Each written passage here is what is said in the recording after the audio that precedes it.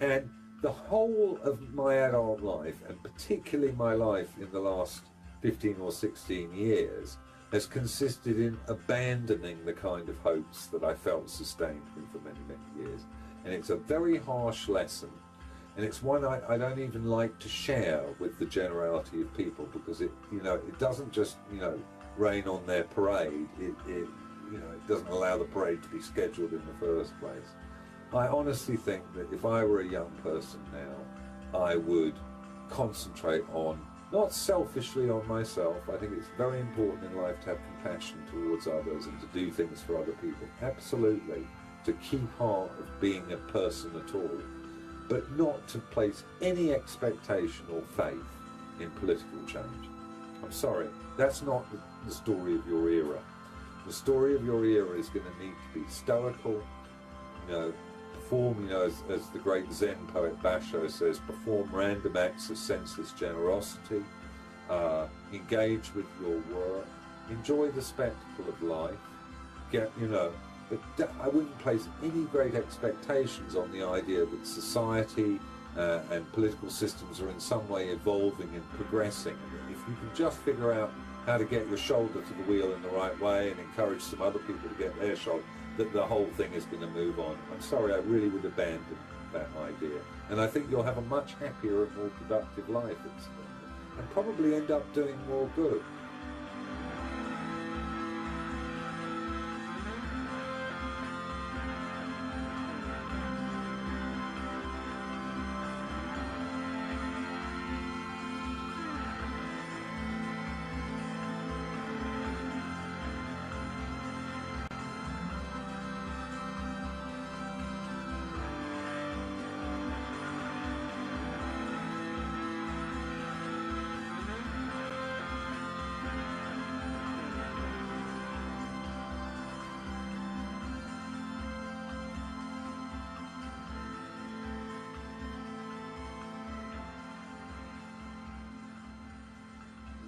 The 21st of March. It's 8 o'clock in the morning. I'm running late this morning, on my way from Hythe to Bournemouth to go to work, and finding myself stuck in the typical traffic that one will find at this time. WR52 is having the repairs done for the MOT test. And we should be picking her up the day after tomorrow. LN02 is down at the garage. As you might have seen in the last video, we couldn't get her to start, inexplicably, only under the gaze of Lewis and the guys down at Hythe Garage. Am I confident that we'll find out what's going on there? But it sets up the rather interesting notion that LN02 and Bagatha are now contenders for our second vehicle status. Looking at our route, looking at the places we're going to, and in particular Morocco, the Western Sahara, Mauritania, Senegal, and Gambia. We're going through areas where there are actually some serious issues. The Banjul challenge, talking to Julian, was clearly conceived as a rather tongue-in-cheek response to the opulence of the idea that this journey could be done with a clapped-out old two-wheel drive vehicle is a rather beguiling notion, which Angela said, quite kindly said, was a peculiarly British way of doing things. At risk of being seen as cynical, I have my doubts about charities. I'm not naturally into doing charity work, yeah. It's, that is wonderful, because some of the worst people I've met are those who are into charities. I know, it's nice to hear you say that. Gambia is full of British people who want to help in inappropriate ways. Yes, yeah, okay. And it's I visited several projects of that kind. One was a hospital project with loads of broken solar cookers, which cost 400 quid each from a German company, a broken diesel generator. The only thing that seemed to be working in the hospital was a printing press doing anti-malarial leaflets. Then there was a honey project, which had sort of folded. Lots of well-intentioned people, but without any sort of commercial background or common sense. I mean, running any sort of enterprise requires many, many different skills, which in most of these projects, a lot of these skills seem to be lacking. I mean, money was being spent but for no purpose and no accountability, and the recipients were not being asked whether they really needed solar cookers or and this is why microloans are so much better, because if you, instead of giving someone money, if you lend them money, there's that sense of responsibility. And bizarrely, that is far better. They say if you give a man a fish, he'll eat for a day. But if you teach a man to fish, then he's going to get a fishing license, but he doesn't have any money. So he's going to get a job, and he has to get into the Social Security system and taxes. And now you're going to audit the sucker because he's not really good with math. You pull the IRS van up to your house, he'll take all your shit. He'll take your Black Velvet Elvis and your Batman toothbrush. And that all goes up for auction with the burden of proof on you because you forgot to carry the one because you were just worried about eating a fish, and you couldn't even cook the fish because you needed a permit for an open flame. And then the health department is going to start asking you a lot of questions about where are you going to dump the scales and the guts. This is not a sanitary environment.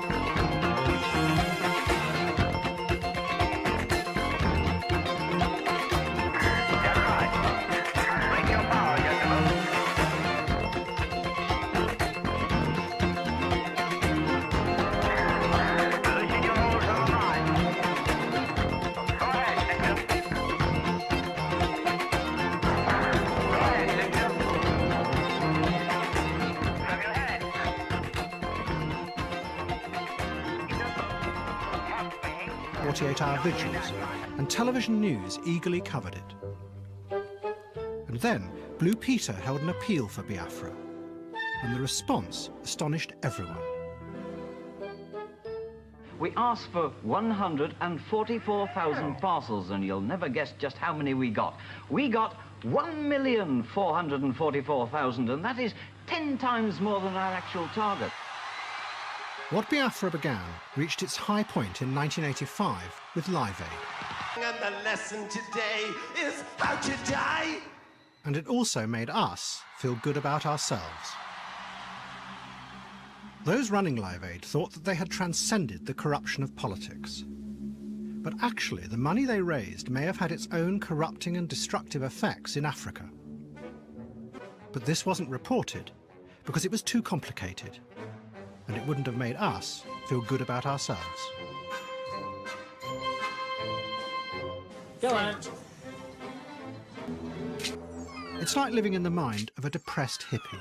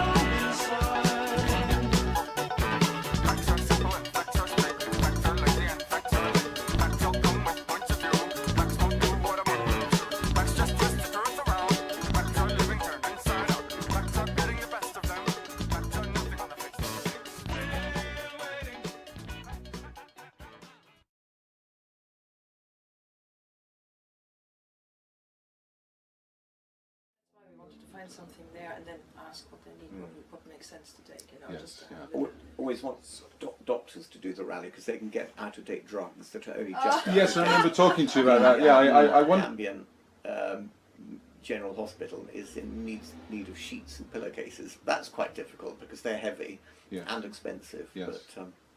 But that's where some of the cash from this year's auction is going to be spent in sheets and pillowcases.